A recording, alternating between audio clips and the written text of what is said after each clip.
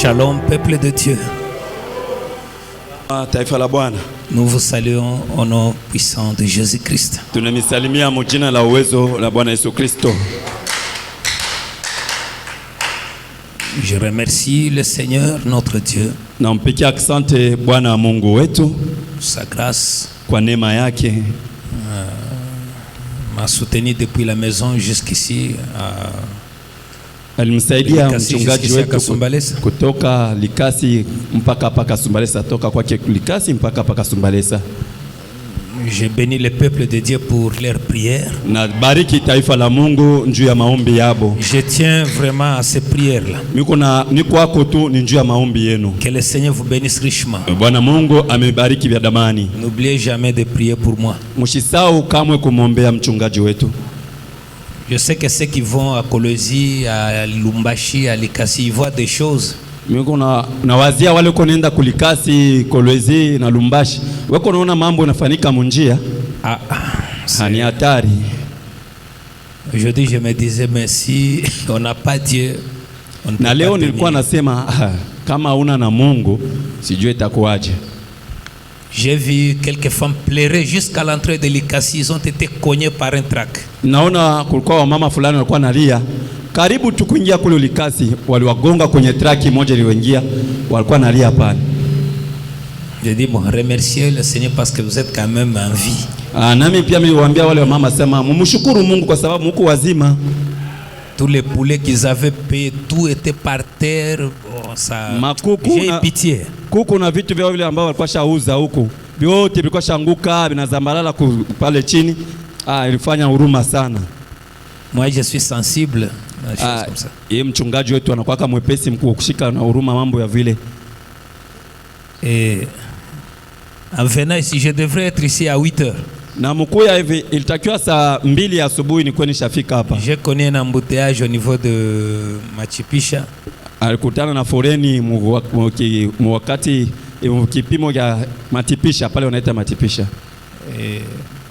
Avant d'arriver chez Pasteur Daniel au Shalom Tabernacle, mbele tu ya kufika hapa Shalom Maskani, il y a un monsieur là avec sa moto petite, elle est venue cogner à ma voiture. Toko mkiana tu mwa huyu anatembeza kama petita, anakuwa tu anapinka anapunka kwa motoka ya mchungaji. La voiture était en train maintenant de vouloir tirer même la voiture. J'ai dit monsieur, inaenda inakamata inafunga inakamata kwa motoka, inaanza anakuwa na hodari, anaanza kokota, anaanza pia kokote na motoka. Nikamwambia bwana, ya je ne sais pas son derrière là-bas tenir le pare-choc de kile kia kumkongo kyake kile kinaenda kinakamata ku pare-choc ya motoka ya pasteur, akaanza pia kukokota motoka. Les gens sont venus, ils ont commencé à balancer na batu banakuwa pale wanaanza sasa kutingiza, wanaanza kutingiza gari njoo ipate kuachana na petita.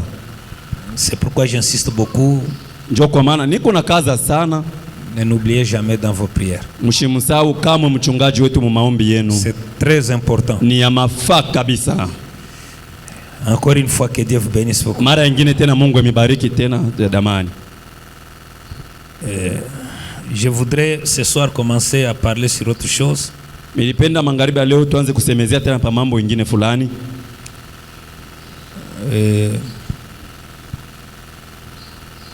Dieu voulant, je ne sais pas s'il va le vouloir ainsi. Kama Mungu anapenda, sijue kama atapenda ifanikiwe vile. Nous allons nous apprêter vraiment pour que à la fin de l'année, comme je l'ai dit, on les prend par défaut, prendre la Sainte Seine. Tunapaswa kujitayarisha njoo ya kusema tubebe meza ya Bwana kumwisho wa mwaka huo, kama vile mnasemaka tunakuwa tunatayarisha tu kwa ghafla. Et nous aurons aussi à organiser quelques jours pour la prière. Na mbele ya ile tutatayarisha kwa masiku fulani, tutatayarisha njoo ya maombi. Rester un peu dans la présence de Dieu. Tufanye nguvu turudie muwepo wa Mungu. C'est très important. Ile ni kitu kia mafaa kabisa. J'aimerais aussi annoncer à l'église. Nilipenda tena nitangaze kwa kanisa juste au début du mois de décembre. Ya kwamba mwanzo tu ya mwezi wa 12, si vous avez une remarque ou un conseil à nous donner pour faire avancer l'œuvre de Dieu, kama kuna kitu au makemeo kitu kinyo unaona kiendeke vizuri mkanisa unapenda kumwona mchungaji njoo ipate kusaidia maendeleo ya kazi ya Mungu, n'hésitez pas à venir me voir. Ushishakie, ushizame ukue kuonane na mchungaji na ile ulizo yako. Soit si vous avez une question, au kama tena uko na ulizo, soit venez me voir en privé, au nenda kuonana naye mwa upekee, ou soit écrivez une question ou votre préoccupation. Au unaandika nia yako au ulizo yako naandika unamtumia. C'est très important, ça va nous aider à nous amender comment améliorer l'œuvre de Dieu. Sana nitatusaidia kuona namna gani tutengeneza tena kazi ya Mungu. Amen. Amina. C'est le devoir de chaque membre de cette église. Ili ni kazi ya kila memba wa hii kanisa. Voir que ici les huissiers ne travaillent pas correctement selon la parole de Dieu. Kama les administrateurs, les pasteurs. Hapa unaona sema washemasi watumike vizuri kufuatana na sauti ya Mungu, au mchungaji wetu naye pia asitumike vizuri. Dans les soucis d'arranger ou d'améliorer l'œuvre de Dieu. Unapashi kwenda kuuliza kile kitu munia kusema tutengeneze au kukamilisha kazi ya Mungu. Et j'aime ça. Ile mjo mchungaji wetu anapenda. Que Dieu vous bénisse. Mungu ambariki. Nous allons nous apprêter à lire la parole de Dieu. Tutajitayarisha na mabiblia yetu tupate kusoma neno la Mungu. Et vous savez, mnajua souvent quand il pleut, il y a des gens qui s'absentent à l'église. Mshojua kila mara kama mvule inanyesha, watu mingi wanakuwa na lofo kanisa. Je me rappelle aussi quand j'étais un enfant. Nakumbuka na mimi pale nilikuwa mtoto kidogo. Peut-être il y a parmi vous ceux qui sont passés par là. Saa zingine kuko wengine katikati yenu walipita na huo mwili mchezo ile. Il y a des fois lorsqu'il voulait pleuvoir, kuko mara nyingi kama mvua inataka kunyesha. Si je me rends compte que les cours de demain là je suis intelligent, qu'est-ce qu'on faisait? Kama tu unaona sema masomo ile masomo tutasoma kesho, mishika lake na akili. Tulikuwa tunafanyaje? Kuko bale walikuwa wanafanya vile. Wanasema ubebe kifagio ukeke mumoto. Comme ça il va pleuvoir abondamment. Pale mvua itanyesha kabisa ya mingi njoo ushende kwa masomo. Ou bien mettez je ne sais pas le hache, quelque chose comme ça. Au walikuwa wanasema ubebe mshoka kitu bitu ya vile. On prie même Dieu, oh Seigneur. Watu wanaanza kuomba na Mungu, sema Mungu acha mvula nyeshe. Ile ilikuwa ni shule ya msingi. Qui a fait ça aussi? Nani naye pia alifanyaga ile mchezo ile? Moi j'ai fait ça à l'école primaire. Yeye mchungaji wetu alifanyaga vile. Il n'y a personne qui a fait ça. Hakuna hata ule alifanyaga una hivi. Donc tu n'as pas besoin d'aller à l'école. Haupende kwenda kwa masomo. Il commence à pleuvoir. Lakini unaona tumvula tu tunafunga, unaanza kusema hapana, Mungu wangu saidie mvula nyeshe nishende kwa masomo. Qui a fait ça aussi? Nani naye alifanyaga kwa vile? Moi wote mlikuwa akili msomo. Non, vous tous vous êtes intelligents. Kule la yana. Mzee wewe kufanya hivi. Toi tu n'avais pas fait ça, tu n'allais pas à l'école? Et un ami qui disait chanto mvula wetu loka bama mbalo. Kulikuwa na rafiki mwingine alikuwa anasema tuimbe, tuanze kuimba. Mvua wetu nyesha, pika tushinde kwa masomo. Qui n'a pas fait ça? Ola ashikufanya yake kule mchezo. Qui a fait ça? Nani alifanyaka hapo? Mnaona. Acclamons le Seigneur. Tushangilie Bwana. Il y a aussi des frères et des sœurs lorsqu'il commence à pleuvoir, ils disent baba. Kuko na banduku na badada na bobe kwa vile. Kama naona tu mvua inafunga tu, oh Mungu saidia tu inyeshe nishinde kanisa. Tantôt il envoie l'enfant. Regarde un peu parce que ça commence déjà. Wakati fulani anatuma na katoto, uende mbele ukaangalie mvula isha kufunga vya kweli na pia kwanza kupika. Il n'a pas besoin d'aller à l'église. Ana na lazima ashina na nia kwenda kanisa, ashipende kwenda kanisa. Il cherche une raison valable. Pala anzo tafuta ama nia ama sheria ambayo inawezekana. Dieu aussi. Nae Mungu nae il est miséricordieux. Eko warema. 14h 15h coin. Saa 8 saa 7 mvua inakata. Kuna kauka. Devenu sèche. David dit, Daudi anasema dans Psaume 122, Zaburi yake je suis dans la joie. 22 anasema kila mara kuna furaha. Quand on me dit allons à la maison de l'Éternel. Wakiniambia twende kwa nyumba ya Bwana. Gloire au Seigneur. Utukufu kwa Bwana. Si tenons-nous debout, nous allons lire la parole de Dieu. Kwa ile utasimama juu tusome neno la Mungu. Moi je suis dans la joie. Mchungaji wetu kwa furaha. Je pense que vous tous vous êtes dans la joie. Mimi nawaza shibote tuko mfuraha. Pour écouter la parole de Dieu. Juu ya kushikia neno la Mungu. Lisons dans Luc chapitre 15. Mu kitabu kia Luka sura yake ya 15. Luc chapitre 15, le verset 8. Luka 15 sura yake 15 mstari wa 8. Suivez très attentivement. Mufuate kwa makini. Ou quelle femme, Au mwanamke gani si elle a 10 drachmes kama ana vipambo 10 et qu'elle en perde une, na kuvile vipambo anapotesha kimoja, n'allume une lampe, hawezi kuwasha taa ne balaye la maison na kufagia mnyumba et ne cherche avec soin jusqu'à ce qu'elle la retrouve. na kufagia na kutafuta kwa makini mpaka atakapokaipata.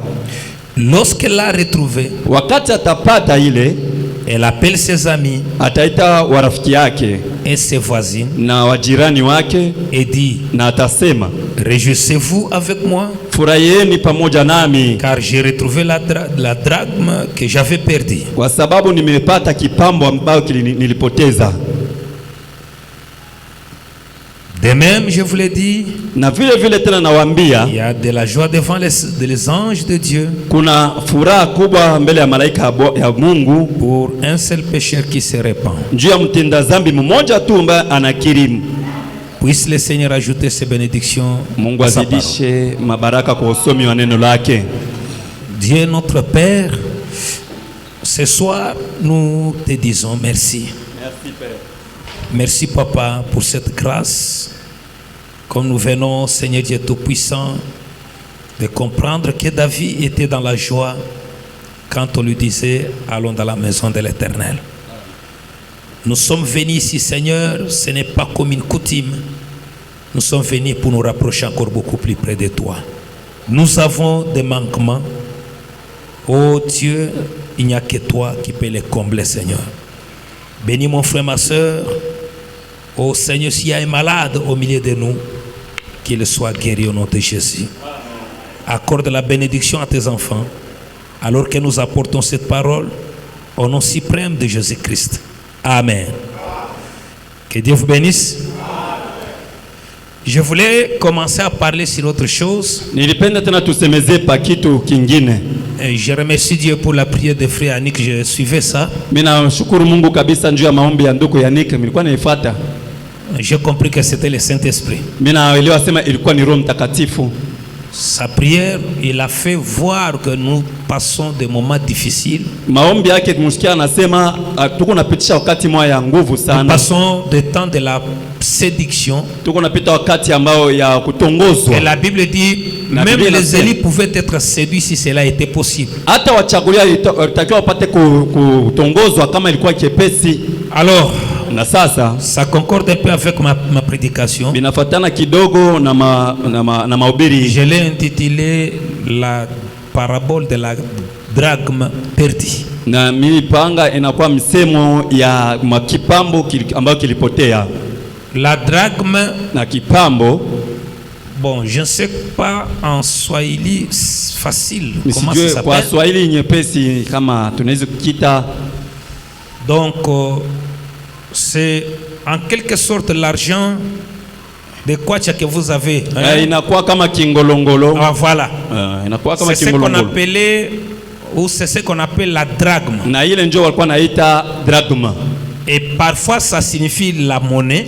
Ukuku namna fulani inamaanisha hela. Mais dans le contexte que nous allons parler ici, Sasa moi ni kifukuzio ambacho tunasemezea. on ne va pas parler de cette définition-là. On va prendre une autre définition. Hatutakita mnamna kipambo, lakini tutakita mnamna kingolongolo, fedha. Oui, oui. C'est-à-dire, dans l'Ancien Testament, Na mkisema mwagano la kale, on prenait l'histoire comme ça, cette drachme-là, ça avait un trou, on met quelque chose là-bas, et une femme pouvait porter ça. wakati ya zamani wanazobeba ile kingolongolo wanakitobola shimo, wanafunga kwa kitu mwa fulani sa kamba, na mwanamke aliwezi kuanza kuweka hata kukichwa. Maintenant, selon l'écriture que nous venons de lire ici, Sasa kufuatana na masomo somi nyamba tunatoa mkusoma hapa, et Frère Branham parle tantôt de 9 drachmes, tantôt de 10. ndugu Branham nasema namna moja ya vingolongolo 9, mara namna nyingine ta vingolongolo 10. Mais ici, la Bible parle de 10. Lakini hapa Biblia inasemea juu ya 10. Donc, une femme Nikusema mwanamke portait cela tout autour de sa tête. alikuwa na bivaa vile kukichwa. pour montrer qu'elle est mariée. Njuu ya kuonesha kubatu asema mimi nishaolewa. C'est un peu par cette définition-là qu'on va parler. Ni muile namna kufafanua ambayo mule tutasemezea. Pas par définition l'argent. Kupitia namna kutafsiriwa kusema ni makuta. Donc une drachme signifie une monnaie. Sema ile drachme inaonyesha sana ni kingolongolo makuta. Ou soit au tena ce que je viens d'expliquer ici. Inakuwa muile namna nyingine anaonyesha kusema kipambo. Frère Branham appelle ça une forme de broche. Na ndugu Branham anasema ni kitu cha kutipamba nacho. Amen. Amina. Et dans le contexte de la Bible, sasa mkifukuzia nia ama kifukuzia ya Biblia, c'est une parabole comme je l'ai intitulé la parabole de la drachme perdue. Ilikuwa ni hadithi kama vile unipanga jina kusema kingolongolo ambaye kikwesha potea. Donc manaki quand vous suivez très bien, kama mnafuatilia vizuri, juste avant cette parabole là, kumbele tu ya kufika kwa hiki il y a une autre parabole. Kuna tena hadithi nyingine. Est-ce qu'on est ensemble? Eti tuko pamoja. Hein? Est-ce qu'on est ensemble? Eti tuko pamoja. Juste le premier verset jusqu'au verset 8. Mstari tu wa verset 7. Kuanzia kwa mstari ya kwanza kufika kwa mstari wa 7. Jésus parle de l'enfant perdu. Yesu kwa anasemezea juu ya mtoto ule alipotea. Et puis de la brebis perdue. Kisha anasemezea juu ya kondoo ule alipotea. Mais ici au verset 8, lakini kwa mstari wa 8 il parle de la drachme perdue. Hapa iko nasema juu ya kingolongolo kile kilipotea. Mais de 1 jusqu'à 7, sasa kufika paka ku 7, il parle iko nasema d'une brebis perdue. Juu ya kondoo mmoja ule alipotea. Le berger va laisser 99. Msimamizi alikuwa anasimamia kwa mstari wa 9. Mchungaji. Il va laisser les 99 brebis. Anaacha wale 99 anawacha pour aller chercher une brebis perdue. Lakini anaenda tafuta tu kama kale kalipotea. Et à partir du verset 11, na kuanza kwa mstari wa 11, vous allez voir Jésus donner encore une autre parabole. Hapa mtaona tena Yesu analeta tena mfano mwingine de l'enfant prodigue, ya mtoto mwenye mpotevu. Mais juste au verset 8, lakini kufika pa mstari wa 8 jusqu'à 9, kufika ku 9, il parle iko nasemezea la drachme perdue. Kule kuna nasemezea tu njuu ya kingolongolo kile kilipotea. Alors que Frère Branham nous dit, na japo ndugu Branham anatuambia dans la Bible, mu Biblia, une femme représente l'église. Mwanamke eko naonesha kanisa. Amen. Amina. Donc souvent quand vous entendez parler de la femme dans la Bible, na kila mara mko unasikia wanasemezea mu Biblia njuu ya mwanamke, la femme représente l'église. Mwanamke eko naonesha mfano wa kanisa. Frère Branham pose la question, il dit, na ndugu Branham anauliza swali, anasema combien savent que nous sommes une épouse? Mara ngapi wangapi wale wanajua sema tuko bibi harusi sisi? Combien savent que nous sommes une épouse? Wangapi wanajua sema tuko bibi harusi sisi? Très bien. Ndio. C'est ainsi que nous allons prendre cette femme naturelle. Na ni mwile mfano tabeba mwanamke wa dalili ya mfano pour mettre cela dans le spirituel. Na tubebe ule mwanamke tumweke mu mfano wa kiroho. Et ça va nous aider. Na itatusaidia à voir les choses qu'on a perdues. Ndio kupata bile vitu tuchapotesha. Il y a des vertus qu'on a perdues. Kuko uwezo manguvu mwa fulani tuchapotesha. Et comment on peut récupérer na tutafute namna kani tunaweza kuirudisha kuipata tena. Amen. Amina. Et je suis sûr que quand quelqu'un a perdu une vertu il y a longtemps, na nimetosheka kusema kama kwa mtu ashapotesha nguvu yake kushapita wakati, et il se rend compte que na anakuwa kukumbuka kusema j'ai récupéré la chose que j'avais avant. Mesha kupata kile kitu nilipoteshaka, ça lui fera la joie. Yule mtu avile utamwona anakuwa na furaha. Amen. Amina. Et Frère Branham dit, na ndugu Branham anasema dans le message la seconde venue du Seigneur, ujumbe yenyewe inaitwa kuja kwa pili kwa Bwana Yesu Kristo, au paragraphe 54, mu aya yake 54. C'est là où j'ai dit la prière de notre bien-aimé était inspirée, ça concorde avec le message. Maombi ya ndugu yetu ilikuwa na uvuto kwa sababu inapatana kabisa na ujumbe. Dans cette citation, Branham va dire quelque chose qui m'a beaucoup intrigué. Muhimu andiko kuko kile ndugu Branham atasema mbaki na mkokota mchungaji wetu akili sana. Il dit, anasema il est plus tard que nous le pensons. Wakati hainako tena mnamna kusema tuwaze. Qui peut me donner un amen? Nanezo mpacha kwa amina. J'étais en réunion avec le huissier à Likasi hier. Nilikuwa mkusanyiko na wa shemasi kule kulikasi jana. J'ai dit frère, Nikawaambia ndugu, je vous dis ces choses avec la main au cœur. niko nimeambia hii mambo na moyo mkono kwa moyo. Il est tard Wakati hainako que nous le pensons. mnamna kusema atuwazi hata. Je ne vous décourage pas de travailler. Mishi katishe tamaa ya J'ai dit kutumika. au huissier comme ça, je ne vous décourage pas. Niliwaambia washemasi bila sasa mishi katishe tamaa ya kutumika. Travailler, Lakini muendelee na kutumika. chercher l'argent, Mutafute makuta, construisez des maisons. muyenge manyumba. Mais sachez que Lakini mjua kusema vous avez une âme qui coûte très cher en vous. kuna nafsi ile kuna bei kabisa. C'est pourquoi Dieu a envoyé William Branham. Jo kwa maana Mungu alimtuma ndugu Branham. Le but pour lequel Dieu a envoyé William Branham, Kifukuzio kinyamba ambayo Mungu alimtuma ndugu Branham, c'est quand Dieu s'est rendu compte que les dénominations étaient pourries. kwa wakati ile Mungu alikuwa anaangalia tu anakumbuka kusema hawa madhehebu wesha kuoza wanashinda. Vous avez une âme qui coûte très cher, Muko na nafsi ile kuna bei kabisa. une âme qui a coûté le sang de Dieu. Nafsi ambayo iliomba paka damu ya Mungu mwenyewe.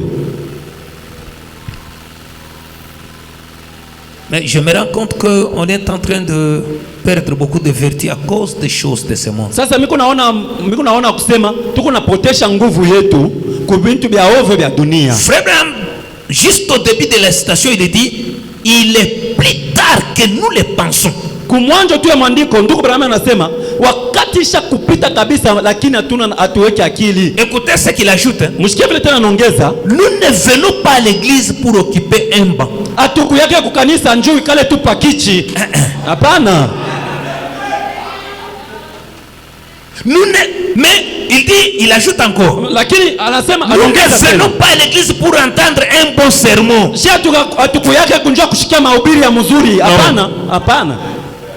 On a entendu des sermons et sermons. Tushashikia mahubiri na mahubiri. Frère Branham, Ndugu Branham, nous venons à l'église faire quoi? sasa kumbi kukanisa tunakuwa kufanya nini? Il ajoute, Anaongeza, il dit, anasema ni pour entendre une bonne musique. atuku yake kukanisa atuku yake njoo kwa kushikia nyimbo mzuri. Toutes ces choses ont leur place. Bile bintu biote mahubiri na mimbo na vitu fulani biko na mafasi. Mais Lakini ce que nous ferions de mieux en venant à l'église, kile tunapaswa kufanya kia kizuri kwa wakati tunakuwa kukanisa, c'est de nous examiner vis-à-vis de Dieu. ni kutangarishisha Voilà. kabisa mbele ya Mungu. Oui, c'est ce qui est important. Ile njoo kia mafaa. C'est ce qui est important, mes Ile amis. njoo kia mafaa wa rafiki. Là, écoutez une bonne prédication. C'est Mshikie bien. mahubiri mzuri, ni mzuri. Des bonnes musiques, c'est bien. Nyimbo nzuri, ni Mais mzuri. ce n'est pas ce qui nous amène ici. Lakini mes vile amis. vyote na vile njoo vile tuleta hapa. Tu peux dire amen. Nani Yesu sema amina. Nous venons ici, Tuko na kuya hapa,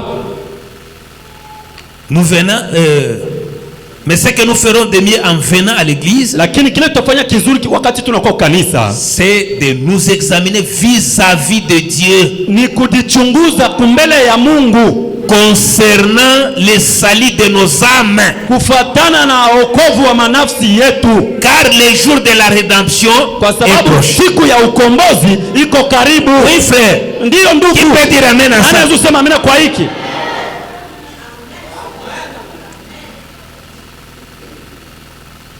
Amen. Amina. J'ai dit au huissier, Niliwaambia Frère, washemasi kule likasi, même que vous êtes est-ce que vous êtes sûr que si vous mourrez aujourd'hui, vous irez dans la présence de mpaka Dieu? vile mko washemasi, kama uko wenye kutosheka kusema kama unaanguka leo unakufa, utaenda muwepo wa Mungu. J'étais en train de les exhorter. J'ai dit, frère, soyez sûrs. Nilikuwa nibaonya kidogo, nikawaambia ndugu, mukwe na hakikisho, De telle manière que même avant de mourir, mkipima kusema hata kama unafia kufa, le pasteur vient pour prier. Il y a des gens. mchungaji anakuwa tunja kuomba. Kuku batu. Le frère lui dit, non, pasteur, Anakuwa kusema ndugu, hapana mchungaji, laisse-moi aller un peu. usiniombe unyache tu niende kwa salama. Safari Ah, yangu. Ule ndio mtu. Non, ça c'est quelqu'un qui est sauvé. Ule ndio mtu, mfano wa mtu ashakokolewa. Je connais la sœur Denise à Kanyama. Mimi nakumbuka kuku dada mwa Denise kukanyama zamani. Elle est venue à l'église. Alikuyaka na kukanisa.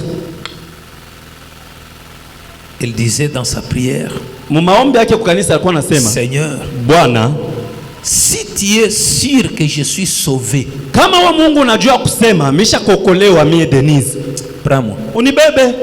Elle est morte. Na alikufa vile vile. Demandez aux frères de Kanyama, ils vont vous dire que cette sœur avait demandé la mort. Son mari était décédé et s'est rendu compte que les enfants ont grandi. Bon. Muulize wa ndugu Kanyama.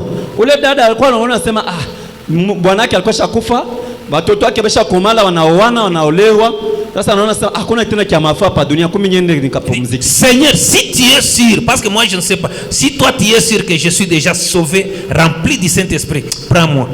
Mimi sijua kama nikumjisu kwa hapo. Kama ile habari ilikuwa ni ya kweli. Njoo alikuwa anasema Mungu, kama unajua sema niko mwenye kujazwa na Roho Mtakatifu shokolewa, Bwana unibebe tu, unibebe.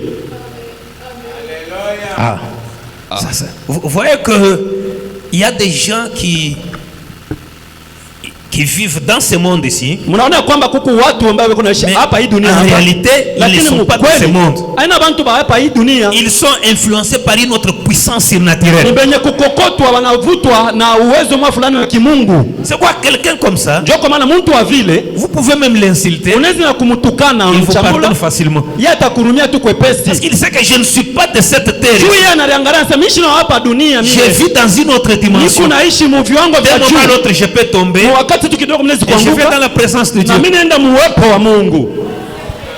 Amen. Amina. Donc nous devons progresser. Manake tunapashi kustawi kuendelea kumbele. Et je suis en train de préparer un enseignement sur le christianisme du 3e degré. Nisha tayarisha kwa mahubiri mafundisho fulani ya kusema Ukristo wa kiwango cha 3. Je vais enseigner ça. Nitafundisha pale. Pour que nous ne soyons pas attachés beaucoup plus à la terre. Ndio tushikwe bantu ambao bako na tamaa paka bintu ya dunia. Écouter une bonne prédication, c'est bien. Kushika mahubiri mzuri ni mzuri. Même le diable prêche aussi. Hata shetani shako na hubiri. Oui. Ndio. Vous ne pouvez pas me convaincre que tous les pasteurs, les prédicateurs viennent de Dieu. Hamwezi kunyakikishia kusema hapa wahubiri bote wa pastori banatokea kwa Mungu. Hapana, hapana. No. Haina bote. Mais il vous prêche. Lakini shako na mhubiri. Frère Branham a dit. Beko na miambia na ndugu Branham a dit. Ndugu Branham anasema. On était avec le fou de Christ dans la réunion de ministres. Tulikuwa na wabazimu wa Kristo kukundi la wahubiri. Comment un pasteur. Miliona namna kani mchungaji moja. Pas un prédicateur. Mchungaji hapa aina mhubiri, aina mhubiri mchungaji. Il voulait aller donner quoi à un autre pasteur. Alipenda kapike na ngumi, kampiga makofi mchungaji mwingine rafiki yake. Frère, ndugu bia hivi. Mais où est la tempérance? Sasa upole uvumilivu uko wapi? Il est là, demandez ule pale fou de Christ wamulize. Prêcher, il n'y a rien. Kuhubiri, mkuhubiri hamuna kitu.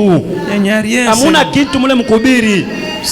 Prêcher c'est un ministère. Kuhubiri ni huduma. Papa. Baba. Mais ce qui nous amène ici. Lakini kile kile tuleta huko kanisa huko. De nous examiner vis-à-vis de Dieu. Kuliangarishisha kumbele ya Mungu.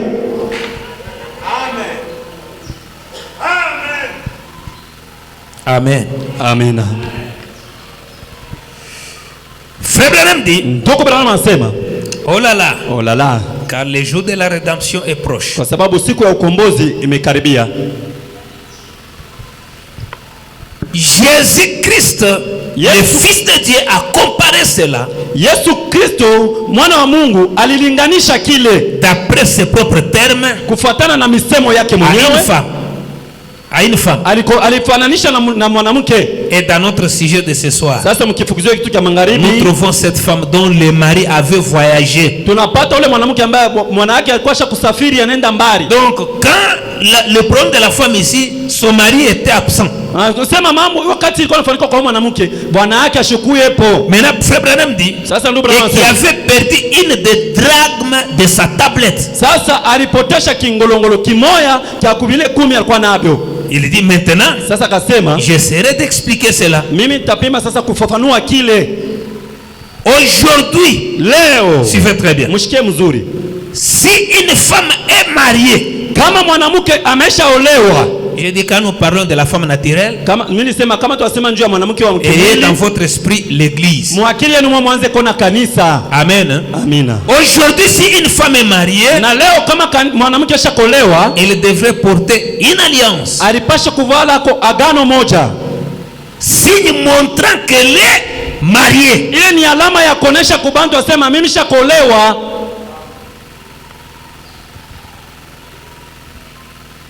Il y a une femme qui porte l'alliance ici. Kuko mwanamke washovala, kuko ule mama ashovala kompete hapa sasa hivi mchungaji. Les femmes mariées, mkono yulu. Mwanamke wenye kolewa. c'est un signe que vous êtes mariés. Ile njoo alama inaonesha sema ushakolewa. Donc si vous ne portez pas l'alliance, Manake kama uvale mpete, ça montre que vous n'êtes pas mariés. ni ile inaonesha sema wewe hujaolewa. C'est frère Branham. Yule anasema ni ndugu Branham. Donc vous êtes libre. Manake wewe uko huru. On peut vous marier même par une autre personne. Wanaweza kuoa tena kwa mtu mwingine. Frère Branham dit, Ndugu Branham anasema une femme mwanamke dans les lieux d'adoration, kiwango nyumbani cha une maabudu, femme anasema doit mwanamke venir au mariage par une cérémonie. anapaswa kuingia mundoa kupitia kuunganishwa kwa kanisa. Mes sœurs, Ndugu vous dada, qui n'avez pas des alliances, mwe hamuna na mampete mweye, obligez à vos maris de venir passer par la cérémonie, même au bureau. muwalazimishe bwana yenu bakwe mkuyo kumunganishe ndoa hata kule Sinon, selon Dieu, kufuatana na vile Mungu anapenda. vous vivez dans l'adultère. Mkufuatana na Mungu, Mungu naishi Ce n'est pas moi qui mubusharati. le dis, c'est frère Branham, dites amen. Aina yeye anasema, ni ndugu Branham anasema, Dites amen. museme amina. L'alliance Masema mpete montre qu'une femme est mariée. mpate inaonyesha sema mwanamke shakolewa. C'est ça le message. Vile C'est ça le message. ndio ujumbe Il vile n'est pas moyen de nasema. vous prêcher autre chose. Hakuna vya kumhubiri vingine. Allez mettre pression sur vos maris. Mwende mkaweke kwa moto bwana Vous yenu. devez m'amener chez le Unapaswa pasteur. mpeka kwa mchungaji. Qu'on passe par la cérémonie. Na mimi nikavale kompete. C'est un signe que vous êtes mariés. Ile ndio itakuwa alama ya kuonyesha sema wewe ushakolewa. Qui peut dire amen? Nani anaweza kusema amina?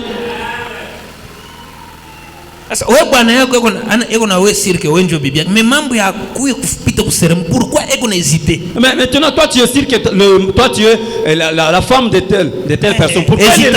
Pourquoi elle hésite de venir vous consacrer? Il y a un problème de méfiance. Manake kuku kitu mwake akukosa kwa tumaini. Il n'a pas confiance en vous peut-être. Ana na tumaini ndani yako ashikutegemee. S'il vous aime, Kama vya kweli il doit anakupenda, montrer au public que celle-ci est mon épouse. anapaswa kuonesha kwa bantu kusema huyu ndio bibi yangu. Dites amen. Museme amina. Allez un peu demander à votre mari. Mwende kamulize bwana Pourquoi yako, tu n'as pas besoin juu ya nini wewe de me upende? mettre l'alliance? Na mimi wenyeke kompete. C'est très important. Chini kia mafa. Sinon, devant Dieu, vous vivez dans l'adultère. Kinyume mbele ya Mungu, Mungu naishi mubusharati. Je n'ai pas entendu beaucoup d'amen. Pale mimi nasikia maamina yote naisha.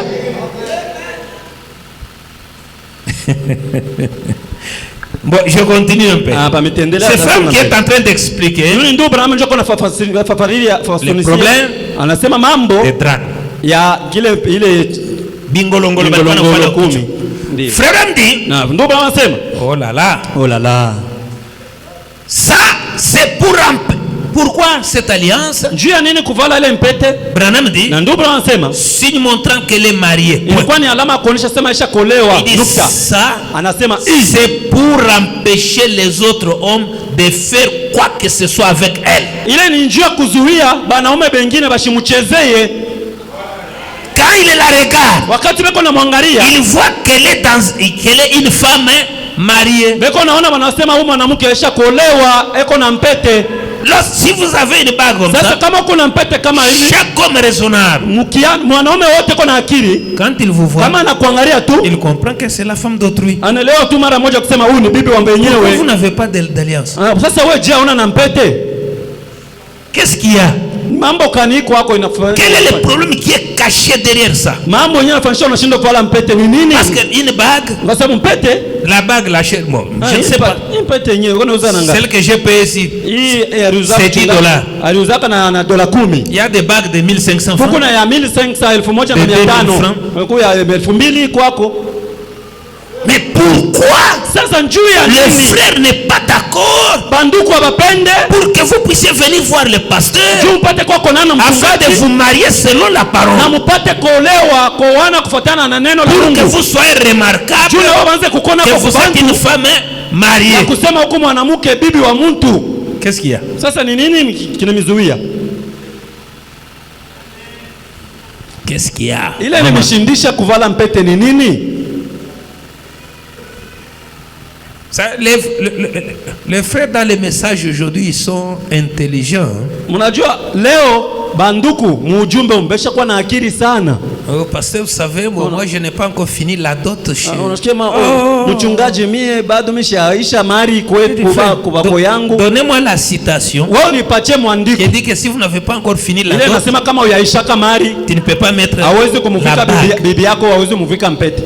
Mwandiko yuko wapi? La dot n'a rien à faire avec la bague. Mari haina haipatane na mambo ya mpete huku. Kama kuku makanisa mnakuwa batu bakalamushi ngo message. Si y a beaucoup d'églises où il y a des rises dans des rises. Des rises. Bakwa janja, bakalamushi.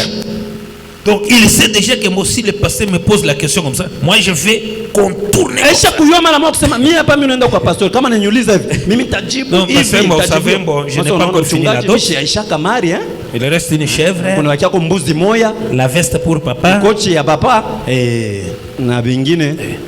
Dès que je termine pasteur je viendrai. Kama tumele bapacha bile vyote vilibakia mimi nitakuwa mchungaji. Mwaka inapita. 2 ans. Mwaka ya pili. 3. Mwaka ya 3. 4. Ya 4. Ya 5. Kuna kwa mtoto moya wa pili, 3, wa 3, 5 enfants. Wanakuwa na watoto 5. Et d'abord, est-ce que vous ne savez pas que il faut être irresponsable eti amujua kusema inabidi kuwa kama mtu ashio kubeba bujito et inintelligent na mtu ashio akiri. Tu as une femme, tu fais 5 enfants avec elle. Huko na bibi yako ile unazaa watoto 5, 8, 8. Et tu arrives même à marier. Unaanza à marier les enfants. Tena na mkipimo unaanza kuoesha na watoto yako. Unaanza kubaoesha. Mais tu n'as pas encore fini la dot. Lakini mari ya kuwako yako yaishaka na leo. Ushaanza kulia na nyingine kwa. Maintenant supposons que ta femme meurt. Sasa tuweke mfano kama bibi yako anakufa. Les enfants sont là. Lakini watoto wanabakia. Alors tes beaux-frères. Sasa bale bashemegi yako wanaume. On n'enterre pas ta femme. Banakuya sema hatutajika mtoto bibi yako. Tu termines la dot. Paka uishe mari ile baki yaka. Mais c'est honteux. Sasa ni vitu vya haya. Un croyant du message. Mwaminifu wa ujumbe huu. C'est honteux. Ile ni vitu vya haya sana. Vya haya sana. C'est tellement honteux. Museme amen. Dites amen. Bon, kama unakomesha batoto il faut kuwa na haya njoo batoto wako bashiwile mambo. Kamba ne bao sema unaonesha bibi yako sema hii mambo batoto bashiyo parce que binashikia mili waweshe shiaisha mari kwa comme ça. Batoto bashiyo. Mais on parle una ville depuis una lomba veste. Wewe ufikaga mko yako veste. Veste 3 pièces. Mokoto. Wewe ufikaga mko yako mokoto. Si vous avez déjà fait chemise, quand même honte. Chemise mettez ça en clos. Moi vous demandez même une veste, une chemise. Est-ce que toi tu avais déjà payé? Mais unaomba pale conscience yako inasema. Quand tu demandes ça, ta conscience te reproche. Onesha kuishaka ndeni. Toi le voleur, as-tu déjà terminé la dot? Frère, ndoko mwende mkaishe mandeni ya kubabibi ni bia haya. Allez terminer la dette de vos dots là-bas. Mwende mkaishe. Honteux. Allez terminer payer cela. Mwende mkaishe. Allez payer les dots. Avec une jeune fille là, maintenant tu as une fille de 15 ans, mais elle sait que baba yangu. Sasa kuna mtoto wako na miaka 15, mais l'enfant connaît bien que mon père ici ashaisha kama ya mama yangu. Anaanza fia kulomba yangu. Maintenant si ta propre fille réunissait le courage. Sasa kama mtoto wako anakuwa tu anabeba courage. Anakuwa kukulesa baba. Papa, pardon, excusez-moi. Papa tusumbure mimi mzuri nyurumie kiloko, mimi nataka kuuliza. Est-ce que tu as déjà fini la dot? Ulisha kushaka kwa mari ya kuba mama yangu. Tu vas donner quelle réponse? Wasa utamujibu je mtoto yako? Tu vas donner quelle réponse? Utamupa jibu kani?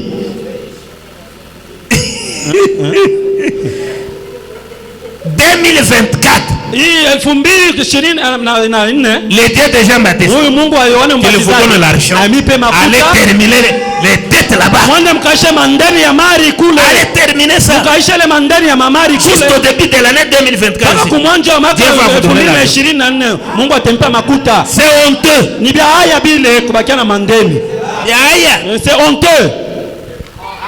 Amusema amen. Dites amen. Bana biba ngumvaye. Aba toto bena sikia hivi mimi nasema. Yaya. C'est honteux. Ce n'est pas ça mon problème. Hein. Ile ina ndio mambo Ça c'est juste un crochet. Ile ilikuwa tu mkato kidogo. Le Saint-Esprit a sa manière de Roho faire les choses. Mtakatifu una mambo yake, namna yake ya kufanya mambo. Je ne sais pas qui a une dette dans la belle Mimi sio kama nani na ndani ya bako yake huko. Mimi sais pas. Mais c'est honteux. Lakini ni vya aya. Quelle honte. Aya kani. Et puis tu es risé, tu as fui même, tu as dit bon, comme on fait pression sur moi. Kisha huko mkalamushi sana, unakimbia usema njoo hivi, aisabi wanafanya kelele sana. Je vais à Colosie. Mimi na mia sasa kwa Colosie. Chaque fois tu vois les gens de Colosie venir là-bas. Je peux Tanzania. Kila mara unaona mtu wa Colosie wanaanza kuja kule. Ici il y a possibilité de me voir. Nasema huko banafia tena huko banafia hapa. Anatoka ta Colosie anamia Kasumbalesa. Tu changes de numéro. Huko unabadilisha na manamba ya simu. C'est fini. Kunaishia pale. Cette dette-là est inscrite dans les livres de vie. Le livre de Dieu là. Ça peut te faire manquer l'enlèvement. Que mon Dieu vous donne l'argent pour aller mettre ça à cette dette. Et vous aussi c'est prier pour votre mari. Ouvrez votre cœur. Parce que du fait que tu dis il n'a jamais donné la dot. Il n'a pas encore fini. Il restait $200. Cette manière de parler peut bloquer les affaires de ton mari. Je vous donne un conseil ce soir. Si vous êtes dans une telle situation, priez. Tu verras les miracles de Dieu. Ouvrez votre cœur. Seigneur, donne la possibilité à mon mari. En 2024, tu vas voir un miracle. Gloire au Seigneur. Papa, nous voulons aller au ciel sans dette. Baba, si tunapenda kwenda kumbingu bila kuacha mandeni. Amen. Amina. Je vais donner un enseignement sur les 70 semaines de Daniel. Nitaleta mafundisho pa wiki 70 ya Danieli. Vous allez comprendre que nous sommes déjà au-delà. Na mutelewa kusema tusha kupita, tushaenda nambari kunyakuliwa. Priez seulement pour moi. Muombe tu mchungaji apate kutufundisha pale. Amen. Amen. J'ai mal parlé. Mimi nasema mbaya. Vous savez, j'ai lu l'histoire de Lumumba un jour. Nilisoma kwa hadithi ya Lumumba siku moja. Il disait la vérité. Alikuwa anasema ukweli. La vérité. Ukweli c'est dire aux gens ni kuambia batu les choses dont ils n'ont pas besoin d'entendre. Ni kuambia bantu bile bintu wao bapende kubishikia. Wao baambie hivyo. C'est ça la vérité. Ile ndio wanaita ukweli. Si vous parlez aux gens, les gens acclament, ce n'est pas la vérité. Kama kunaambia bantu unasikia bana pika mikono, iseme au seme vya kweli. J'ai dit ça peut être vrai. Inaweza kuwa vya kweli lakini la vérité c'est dire aux gens ukweli ni kuambia bantu bintu les choses dont ils n'ont pas besoin d'entendre. Vile wao bapende ubambie hivyo. Pourquoi il parle comme ça? Njoli alikuwa anasema vile Lumumba. Moi je ne connais pas ton problème. Moi je ne connais pas ton problème. Sijue mambo yako, sijue. Si tu as des dettes, allez finir ça. Kama kuna mandeni lakini wendo kaisha ile mandeni yako. Moi je prierai pour toi. Mimi nitakuombea tu Mungu. Dès que tu auras l'argent à main, wakati ile utapata pesa kwa mkono, la réponse du pasteur. Wewe unasema ni jibu ya maombi ya mchungaji. Je dois aller mettre fin à cette dette. Unapaswa kwenda kuisha ile mandeni ile ya mari. Ce n'est pas ça mon problème. Ila na kifukuzio yake. Nous parlons de la drachme, la parabole de la drachme perdue. Tunasemezea njoo kingolongolo kile kilipotea. Frère Abraham est en train de nous expliquer ça. Ndugu Abraham ekonda kutufafanushia ile. Il dit j'essaierai d'expliquer cela. Anasema mimi nitapima kuwafanushia ile. Et quand les hommes regardent, wakati watu wako naangalia, ils voient qu'elle est une femme. Beko naangalia wanasema huyu ni mwanamke, ni bibi wa mtu. Une femme. Bibi wa mtu. Quand les hommes voient ça, kama watu wanaona pete ile shovala. Mais si tu n'as pas ça, sasa wewe kama una na pete, peuvent te draguer. Banaweza kukutongoza, watakufuata. N'allez pas insulter ces gens. Oh, tu vois pas que je suis une femme mariée. Usianze kubachamula sasa, wewe unyone sasa niko bibi mwenye kuolewa mimi. Unanichezea. Hauna na alama. C'est. Ou bien il peut t'appeler Des. Ah, naweza kutana Des. Tu n'as pas une alliance. Hauna na Est-ce qu'il mpete. va me prouver que tu es marié? Ile tenyosha sababu wewe shakukoa wewe Mais dada dès nini. que vous avez l'alliance, Lakini kama kuna mpete et un yako garçon voudra, na kama anatafuta peut-être tu ne vas pas parler. pengine hutasema tu.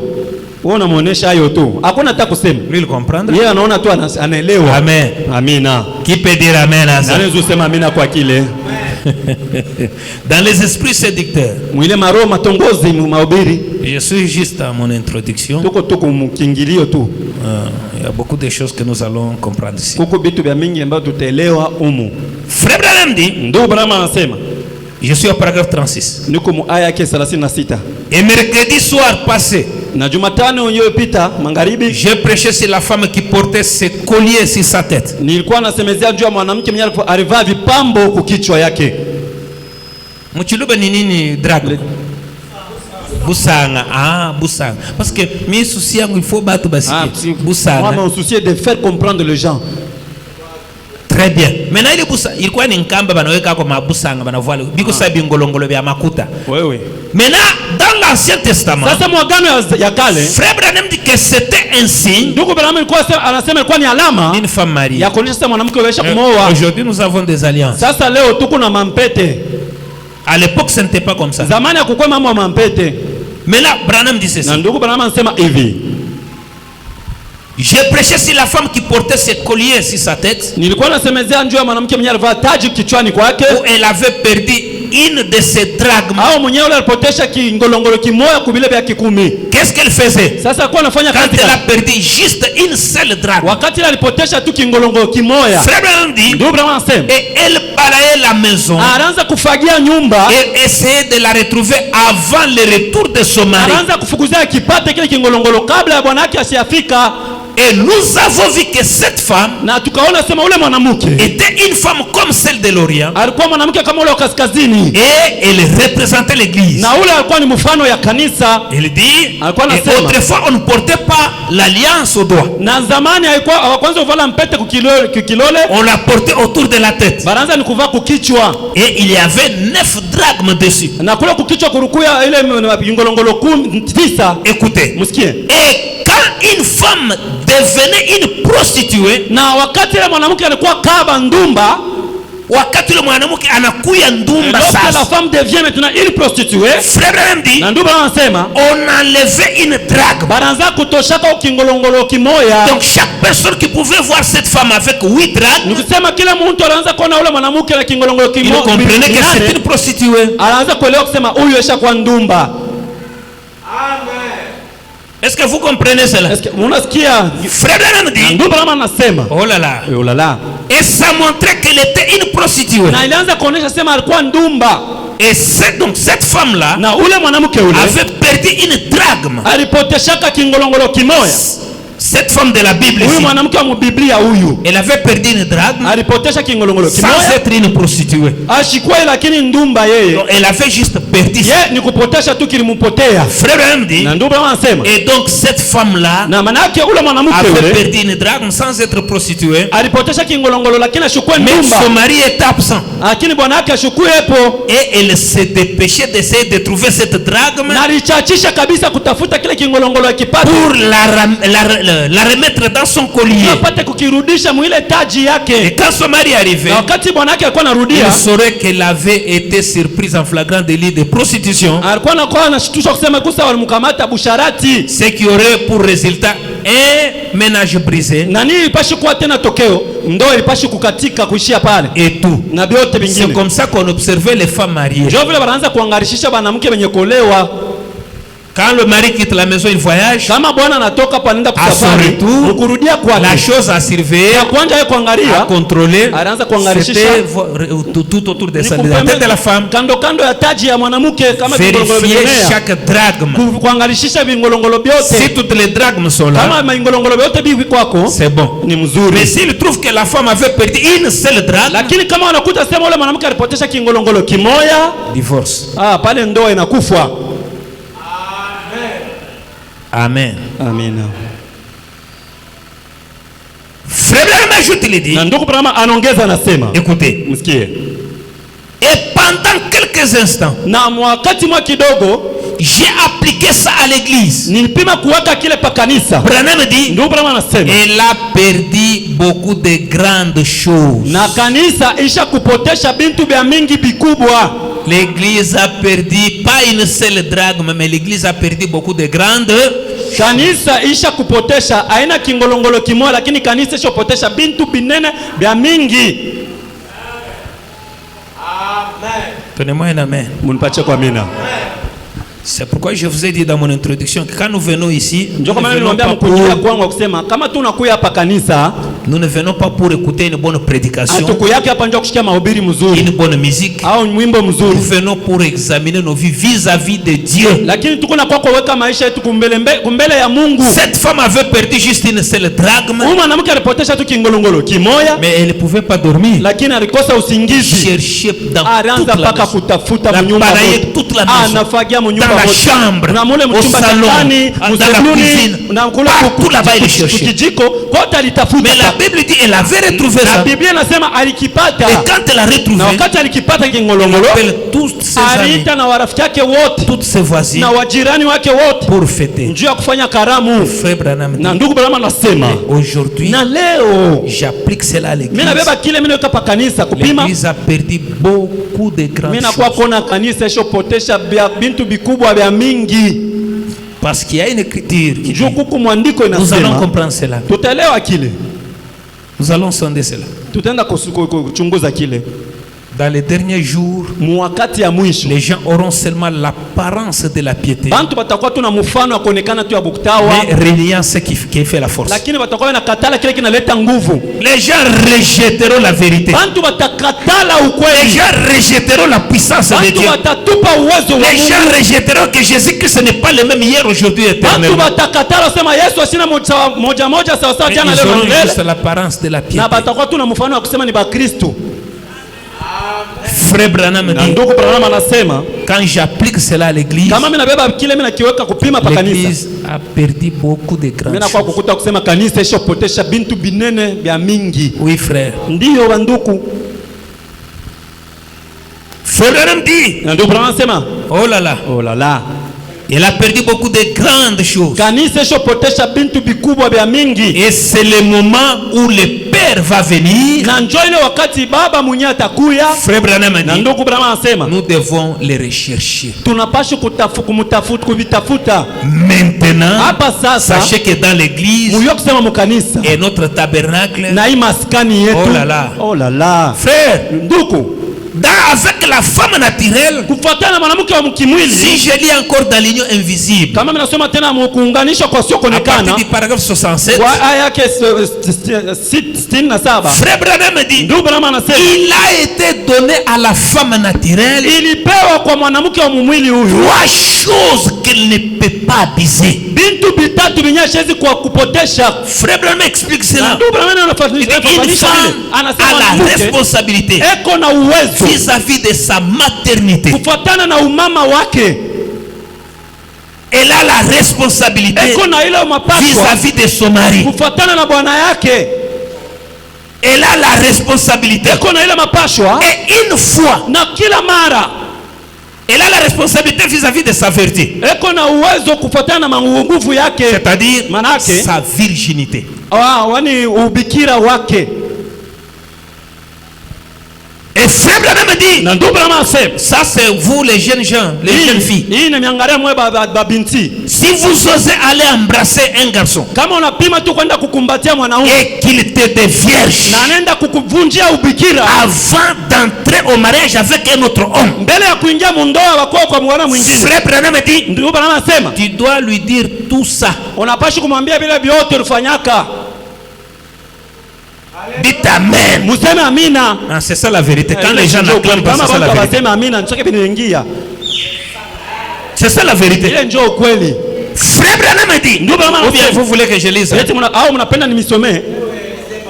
Que je lise? Nisome. Mais je sais mal bien mon kichwa. Moi je ne dis pas ce qui vient en tête.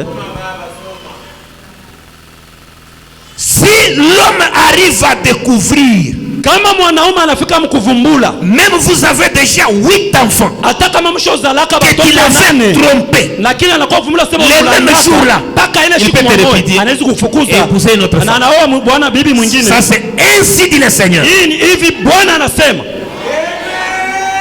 Ça ne se dispute pas. Ila bakokota hakuna mambo ya kubishana pale. Ne dites pas oh, parce que nous avons déjà 8 enfants. Njoo tuko na batoto nani hapa? Non, frère Branham me dit, avant d'aller avec cet homme-là, mbele ya wao kwenda kundoa qui vous a marié, unapaswa kumwambia, tu dois dire à cet homme-là unapaswa kumwambia yule bwana ce que tu avais fait. bila ulifanyaka.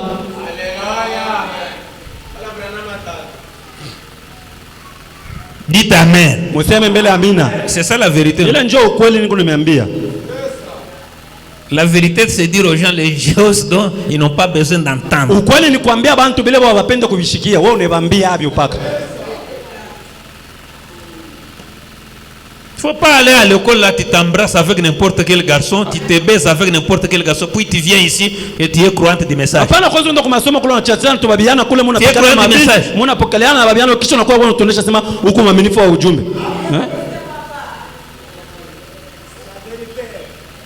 Ça ce n'est pas une agglomération, hein? Yana kundi kusaniko, une dénomination. Ici, nous sommes en train de lutter pour marier ici les jeunes filles vierges.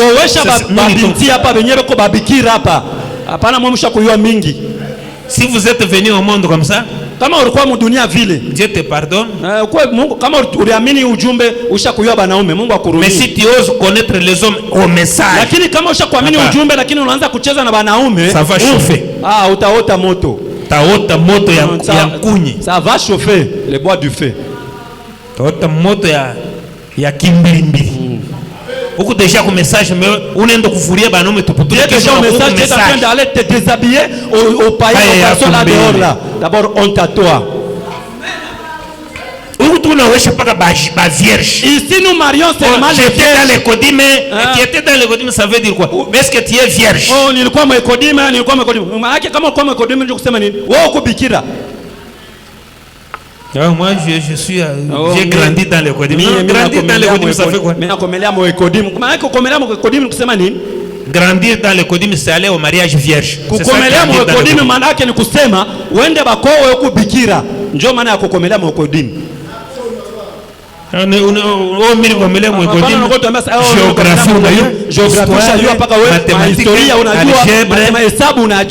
ton mari va te prendre en mariage, tu vas commencer à faire quoi? Tu vas commencer à enseigner ton mari. Ici on ne fait pas comme ça. Ici on fait comme ça. Tu commences à enseigner.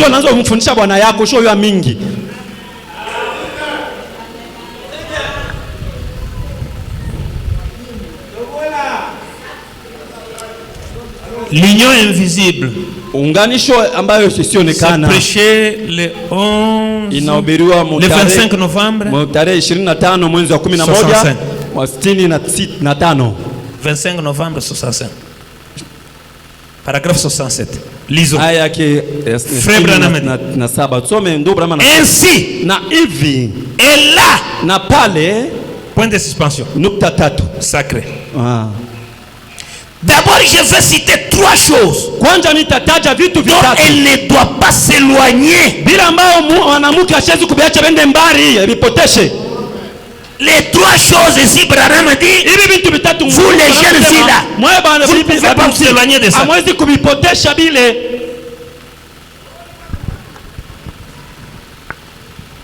Branham dit, maintenant, ayez à l'esprit qu'il s'agit de l'église. Pendant que je m'adresse à la femme naturelle, comme Paul le dit ici au 7e chapitre des Romains, suivez son Seigneur Mungu lui a confié la responsabilité d'une certaine vertu. Personne ne détient cette responsabilité si ce n'est la femme. Dites amen. C'est vrai. ni vya kweli. Cela lui a été confié par Dieu. Ile limupewa kutokea kwa Mungu. Elle ne doit pas souiller cette vertu. Na ule mwanamke hashezi kuchafua ile mawezo ile. Si elle fait quelque chose de faux, Kama anafanya kitu fulani kia elle kibaya, doit le confesser à son mari avant qu'il la prenne anapasha kumwambia bwana yake na kukiri mbele ya yeye kumwoa et arranger la chose. na kutengeneza ile mambo. Donnez-moi un amen. Munipatie kwa amina. Je continue. Niko naendelea. C'est pareil pour l'église Ndio vile vinafuatana na qui kanisa. fut mariée à la loi. Wakati iliolewa kwa sheria, Elle doit aussi venir devant Christ naye pia kanisa anapaswa kuwa mbele ya Kristo avant les égaux mariages. mbele ya ndoa ya pili. Elle doit confesser cela. Kanisa anapaswa kutubu ile vyote. Écoutez, Msikie. si elle ne le fait pas, Kama kanisa haitubu vile ça c'est vyote, maintenant c'est la femme naturelle. au sasa ni mwanamke wa mkimwili. Si elle ne le fait pas Kama mwanamke ashitubu vile et vyote, qu'elle vive avec son mari 10 ans, lakini iko naishi na bwana yake miaka 10, elle confesse après. anakuwa kubitubu tena Branham kisha. dit, Ndio Branham anasema l'homme là ule mwanamke a droit de la répudier iko na uwezo wa kumfukuza et d'épouser une autre femme. na pale anaweza kuoa bwana bibi mwingine. Branham dit c'est l'écriture. Ndio Branham anasema hii ni mwandiko. La fornication, Sema kufanya usharati, c'est une vie impure. yani ni maisha ya uchafu.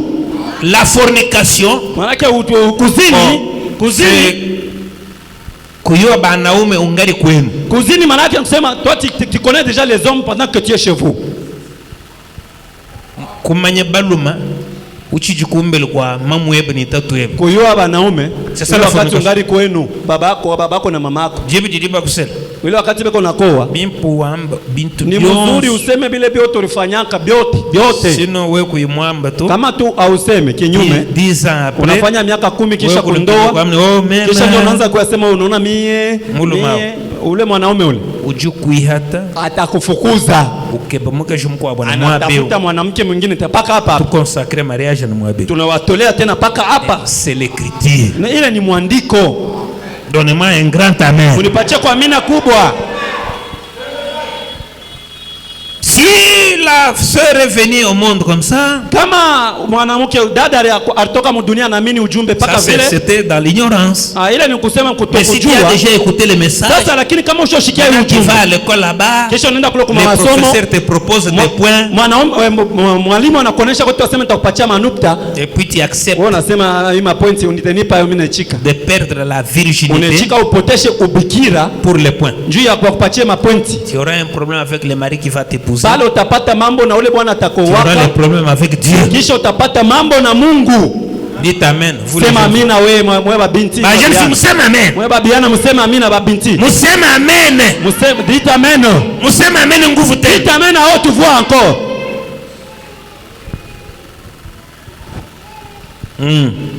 Ndio message. Njoo yenyewe ujumbe ile. C'est ça le message.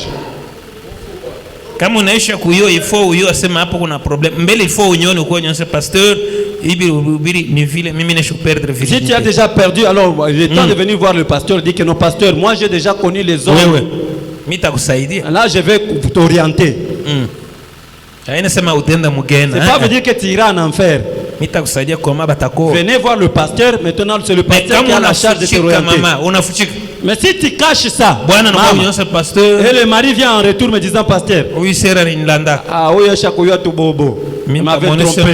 Ah, moi je vais lui dire seulement, va lui dire Afunge bifulushi. qu'elle prie Arudie kwa babake na mamake. qu'elle rentre chez elle na bishie pale. Il n'y a pas à négocier là-bas. Hakuna vya kupatana pale kunaisha. Donnez-moi un meilleur amen. Unipatie kwa mina nzuri. Encore? Ingine.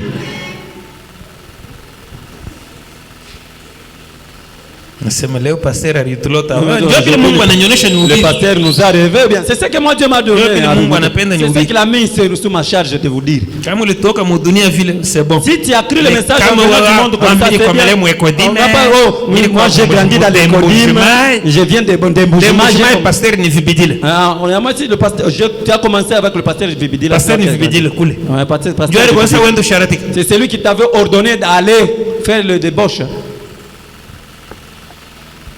Parce que leo tunaanza comparer christianisme na bwingi ya miaka. Puisque aujourd'hui nous sommes en train de comparer le christianisme avec les années que nous avons fait dans le message. Il y a même les frères qui se vendent. Faut qu'on a bandu comme on ritapa sema Quand mimi. il épouse une femme qui a grandi dans le Kodimu là-bas. Kama anaoa mtoto yule alianjaka mu Kodimu, anaanza kuyepa Frère Branham ne dit pas épouser une fille qui a grandi dans le Kodimu. Ndugu Branham yeshi tusukume sasa tukaoa watoto walianja mu Kodimu. Frère Branham dit épouser une femme qui est née de nouveau. Ndugu Branham yana tusukuma sasa owe bibi ula shozaliwa jipya. Unyakuzaliwa jipya.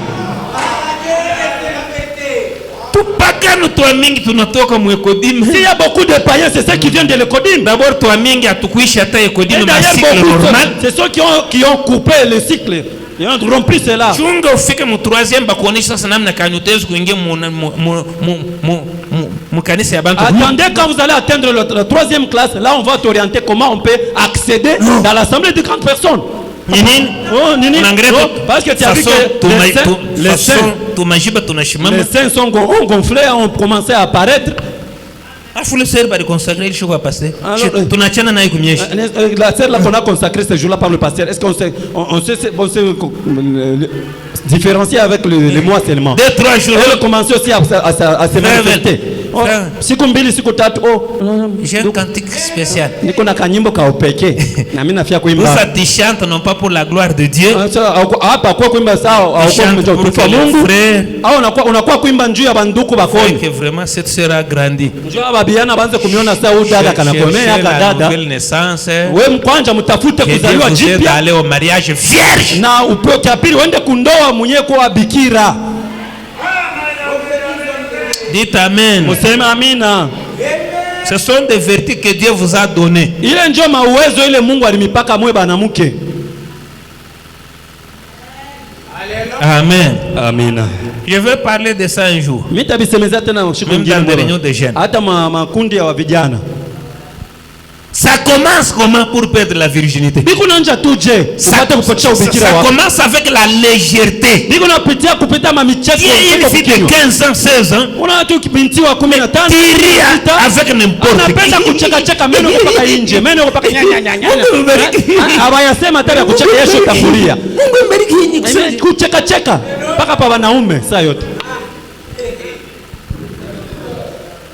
Frère Branham dit une femme, la manière dont elle a été créée parmi les hommes, elle rougit.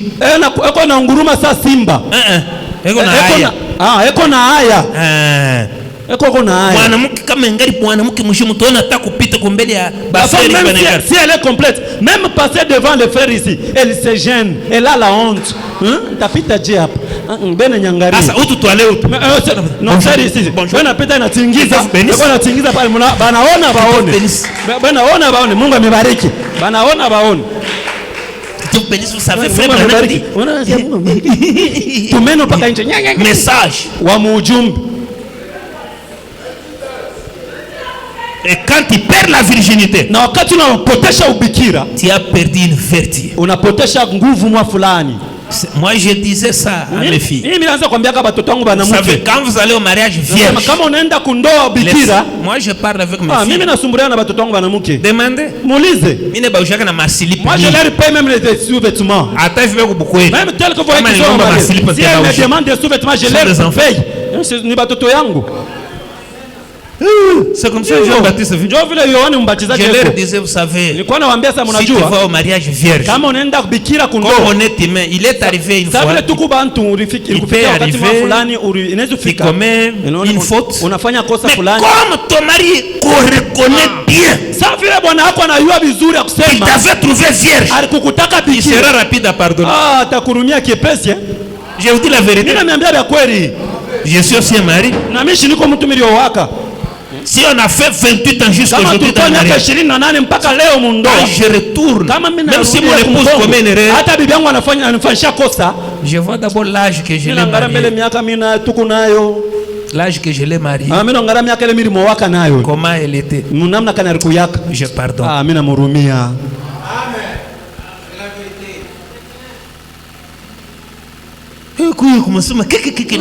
Qui part à l'école,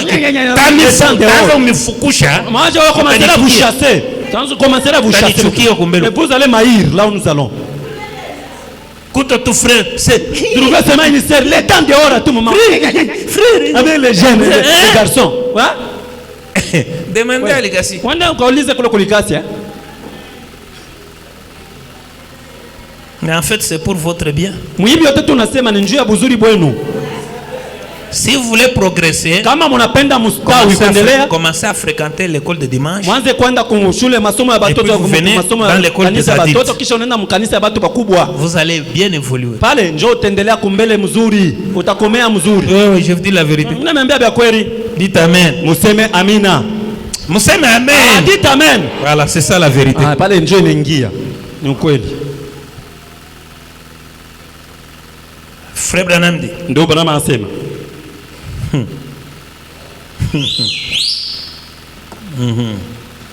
Vous voyez une femme là pour une seule drachme. Unaona mwanamke alipotesha tu kingolongolo kimoja. Elle est restée avec 9. Lakini alibakia na vile ngine 9. Pour une seule drachme. Lakini njoo ya kile kingolongolo kimoja Elle ne pouvait pas dormir. alikosa na bushingishi. Mais l'église a perdu beaucoup. Sasa kanisa ishopotesha bia mingi sana binene. Elle est à l'aise. Na kanisa haishtuki hata kushtuka. Frère Branham dit. Ndio Branham anasema. Oh.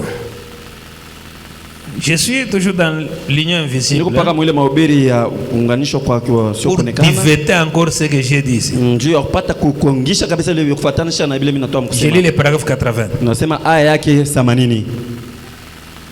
Nous voyons donc qu'elle a reçu cette responsabilité sacrée de la féminité qu'elle ne doit pas briser. Tukaona kwamba alipewa ile mawezo nyamba haikuwapashwa apate kupotesha ya kimungu akipashwa kuvunja. Elle ne peut pas briser ça. Ashikupashwa kuvunja kile. Devant se comporter 3 points de suspension. Alipashwa kujiongoza nukta tatu ici. Avoir un bon comportement, kuya na tabia mzuri, bien élever ses enfants, akomesha watoto wake mzuri, faire honneur à son mari, apate kuweka heshima kwa bwana wake. Voilà. Ndio vile. Avoir un bon comportement, bwana tabia nzuri, bien élever ses enfants, akomesha watoto wake mzuri, faire honneur à son mari, na lete tena heshima kwa bwana wake.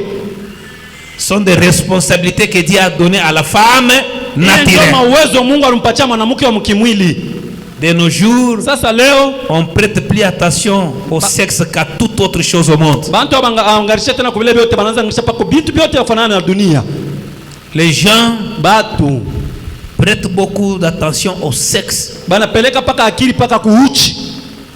Plus que toute autre chose au monde. Kupita bintu bingine vya dunia. Et d'abord pour votre information. Na ajabu kina napenda kumchikalamusha. Laissez-moi vous dire ceci. Acha niambie hivi. Laissez-moi vous dire ceci. Acha niambie hivi. Na akili yangu yote les gens qui font beaucoup d'exploits dans ce monde ici. Bantu ba mingi wanafanya bintu binene hapa dunia hapa.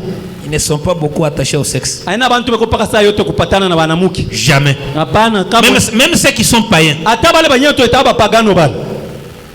Imaginez-vous, il veut construire un pont. Muwaze wakati anafia kuweka kilalo, anafia jenga kilalo. Bon, est-ce qu'il aura le temps? Atakuwa na wakati kwanza ndio utafuta banamuke. Chaque fois avec sa femme. Akupatana na bibi yake kila shomanzi paka kulala na bibi yake. Vous trouvez de tels gens. Utaona mtu wa vile dans sa maison, munyumba yake. Il a une chambre qu'il appelle son bureau. Eko na nyumba chumba yenyewe anaita sema ofisi yangu. Et s'il est chrétien, c'est là où il prie. Na kama ni mkristo, mkale ka nyumba atakuwa anaombea. S'il n'est pas chrétien, c'est là où il médite ses projets. Kama ana mkristo ndio fasha nenda kupanga mapo yake. Mais les Congolais, sasa wa Kongomani, la majorité d'entre eux, wa mingi ba Kongomani compliqué. Ni hatari. Ni hatari.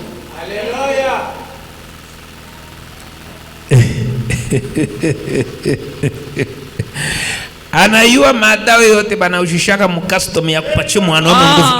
Anaisha yote. Les Congolais connaissent tous les médicaments renforçants qu'on va là au custom ya nguvu. Anaisha yote. Akili kupaka kule. Sa pensée toujours à sa femme. Ben frère. Coucher avec même sa si femme. Vous n'avez pas l'argent. Hata kama una na makuta. Anza kukala saa moja. Wakati ngine wewe papier duplicateur. Tu prends même un papier duplicateur. Unaanza kufanya plan ya nyumba minene ili utayengata. Tu commences à faire le plan de grande maison que tu pourras construire.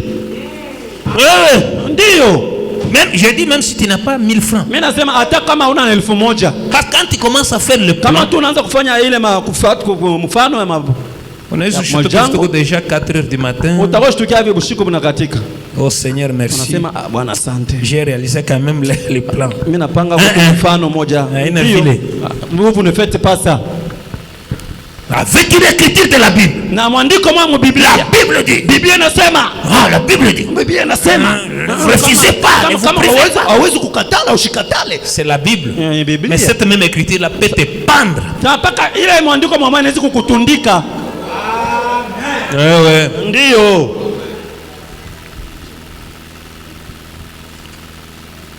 Nakufa muhaya. Tu meurs dans la honte.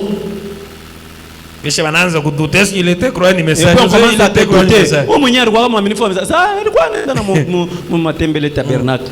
Palumata bibi, custom. Alumata vous laissez une femme. Au custom une femme. Et partout là où tu passes, tu laisses seulement Musaka amuna Bible.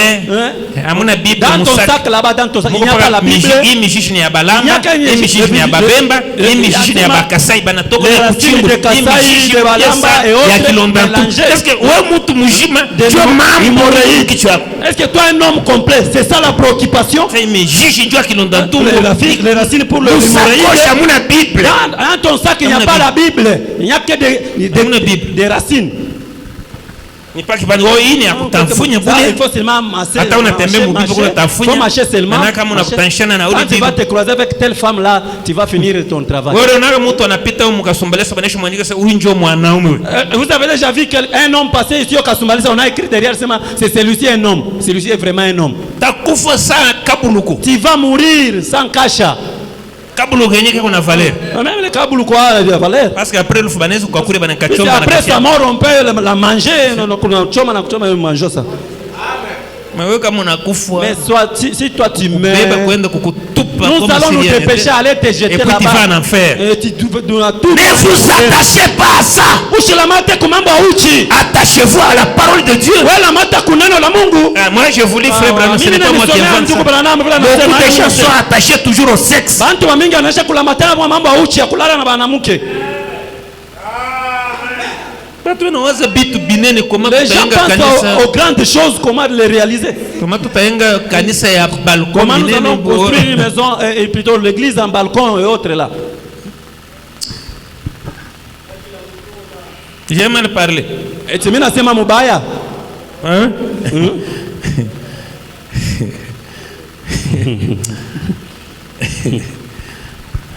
Le Père va venir un de ces jours. Baba yetu atakuya siku moja. Ce message ici va nous aider. Hii ujumbe itatusaidia chacun de nous, kila mmoja wetu, de nous examiner vis-à-vis de Dieu. Anapaswa kujichunguza kumbele ya Mungu. Répétez ces choses ici à vos enfants. Hivi bintu mwende mbafundishe tena batoto yenu barudie. Oui, répétez ça. Mbafundishe bio mzuri tena. Ça va faire de la valeur quand vous allez marier une fille vierge. Bitaleta heshima wakati utawesha mtoto bikira. Fierté. Tel que moi si je porte la veste. Ça y est pale. Yeye na voilà na mangoche. J'ai déjà marié deux. Shakowesha bade. Wawili washaenda. Et j'appelle le mari pour lui dire si elle n'est pas vierge, tu la chasses demain matin. Moi c'est comme ça que je na bwana yake na mwambia kama unamkuta shina bikira kesho asubuhi umrudishe ukifukushe kirudi kama kinafika na mimi nikishase kama kinafika arrivé ici moi aussi je les chasse na kifukuza. Oui ndio bana kufukuza on te chasse là-bas unafika kwangu allez na mimi moi aussi je te chasse allez va-t'en nendo bakia mubalabala et là tu deviens shege là-bas.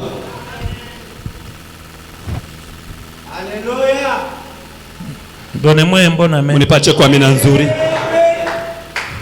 Là, ça ne passe pas facilement. Abingie bantu abaseme amina kwa wepesi. Ça passe. Biko naingia. Ça passe facilement. Biko naingia tu kwa wepesi. Cette dame ici, huyu mwanamke cette parabole, elle n'a pas perdu des drachmes. Ashikupoteshe ma ngolongolo bide lakini aposha kingolongolo kimoya tu. Mais ne pouvait pas dormir. Lakini alikosa usingizi asikulala. Faut que je trouve ça. Anaanza kutafuta paka kipate. Et nous avons des vertus. Na sisi tuko na mawezo. On a perdu. Yenyewe tushopotesha. On retrouve cela. Inabidi tuitafute avant la venue de notre kabla ya kuja kwa Bwana Yesu Kristo. Il viendra à coup sûr. Atakuya hakika. Ouvrez vos oreilles à tous les prédicateurs qui disaient aux gens que Jésus est déjà venu. On ne prêche pas encore ça.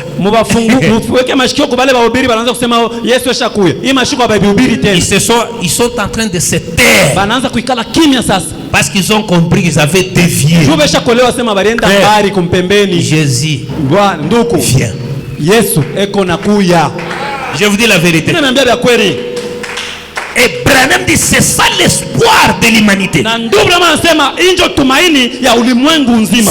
Si ce n'était pas ça, kama ikukuwa vile, moi j'allais abandonner le message. Tupamini nipashe kuacha ujumbe. L'unique espoir pour moi. Tumaini moja tu kwa mimi. L'unique espoir pour toi ma sœur. Tumaini moja tu yako dada. L'unique espoir pour toi mon frère. Tumaini moja c'est la venue de Jésus. Ni kuja kwa Yesu. Avant qu'il vienne, kabla ya kuja, recherchons les vertus qu'on a perdues. Tutafuteni manguvu ile tushopotesha. Oui frère. Ndio ndugu. Oh là là. Oh là là. Je reste avec une citation pour aujourd'hui. Mimi nabakia kutana na masomo tena ya mistari ya leo. Il est déjà 18h. Hapa inakuwa saa 12 kasoro. Kuna baki dakika chache. Que le Seigneur vous bénisse pour ce soir. Bwana Mungu amebariki ya mingi njoo magharibi ya leo.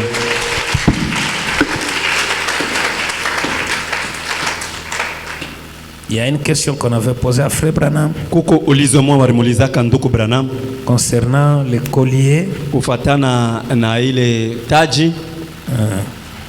Les colliers que nos sœurs, vous voyez les sœurs porter les colliers tout autour de leur cou. Kuko bile tunonaka badada wanavala ya mushingo. Il est mabusanga ya mushingo. Ile byabo ya mushingo bile. Je voulais expliquer ça mais il n'y a pas le temps. Nilipenda kumifasiria ile lakini hatuna na wakati. Comme c'est Frère Branham. Sasa vile ndugu Branham anasema. Nous allons lire ça prochainement. Tutaisoma siku nyingine. Que le Seigneur vous bénisse. Na Mungu amebariki.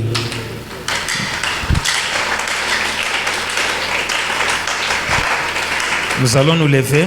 Tutasimama juu. Nous avons des choses, des vertus qu'on a perdues. Tuko na bintu manguvu ile mawezo tushopotesha. Pendant ce temps, chacun de nous commencera à s'examiner un peu. Mwi wakati kila mmoja wetu ataanza sasa kufikiria, kuchunguza kidogo. Les ailes que vous aviez autrefois. Ile bidii ulikuwa nayo zamani. La joie, furaha de servir Dieu, ya kumtumikia Mungu. Tu chantais, ulikuwa naimba. Tu aimais venir à l'église à temps. Ulipendaka kufika kanisa mbele ya wakati. Frères, ulipendaka banduku. Tu aimais la parole de Dieu. Ulipendaka neno la Mungu. Il y a beaucoup de choses que tu faisais avec beaucoup de zèle. Kuko bintu vya mingi unaanza kufanya na bidii sana. Mais tu te rends compte qu'il y a un refroidissement. Sasa unakuwa ukikuta kama kuna kwa kuingia kabaridi mwa fulani. Tu n'es pas perdu. Au yapotea. Non. Hapana. Il suffit de chercher ces choses-là. Inabidi utafute bile vitu ulipotesha bile. Elles ne sont pas loin de vous. Abina mbari yenu. Donnez-vous du travail. Beba ufanye kazi. Allez chercher dans la prière. Kamata kazi ya kwenda bitafuta mu maombi. Seigneur, umwambie Bwana, moi ici j'aimais beaucoup écouter la parole. Nilipendaka sana kwanza kushikia neno lako. J'aimais beaucoup visiter les gens. Nilipendaka sana kutembelea watu. Comment se fait-il que je suis devenu trop lourd? Sasa je binakuwa kufanika kama nakuwa mtu abujito sana. Je sens que j'ai perdu une vertu. Mimi nakuwa kushikia kama nimeshopotesha nguvu mwa fulani. Je dois rechercher cela. Mimi napaswa kutafuta bila nimeshopotesha mu maombi.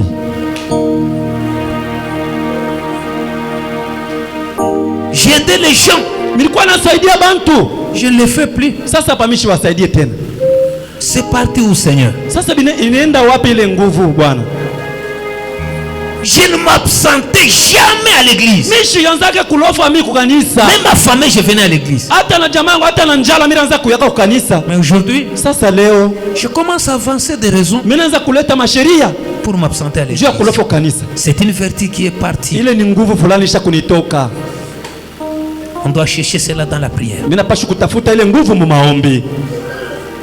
J'aimais mon mari. Nilipendaka sana bwana yangu. Même s'il me fait des choses mauvaises. Hata kama nanikosea. Mais aujourd'hui je ne supporte pas. Sasa leo mishivumilie tena. Je ne supporte pas mon mari. Mishivumilie tena bwana yangu. Il y a quelque chose qui est parti. Kitu fulani kisha kunitoka. Quelque chose qui est perdu. Kitu fulani mishapotesha. Tu peux demander cela. Unaweza kukiomba kile mu maombi. Un cantique. Nyimbo moja. Regarde à toi,